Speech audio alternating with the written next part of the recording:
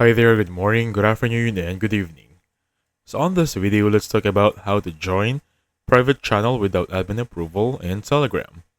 Just a disclaimer, if you're watching this one and you have an Android device, the process is perfectly the same. First up, you want to make sure that there is no software update pending. So on my end, I'm going to go to settings right there.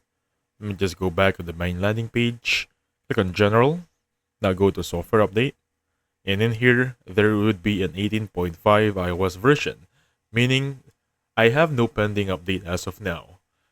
So same drill, if you're using an Android device, please do so. What's next? So what's next is that opening up your Telegram. In here, I'm just going to open up Telegram right there. I'm just going to click create a new group here, basically. I'm going to click a new group, like so. Click on next. I'm just going to name this one sample. Click on create. So I have a new group, right? I can basically click on the group right here. So click on three dots right there. I'm just looking for the link that I have so I can share it. So opening up Safari right here, or if you have Chrome, that's perfectly fine. Pressing right there and just deleting this code. Now just enable any, type anything that has a group name in it. Just leave this one t.me. Now type any group name that you want to enter and perfectly enter it without admin's approval. And that's it.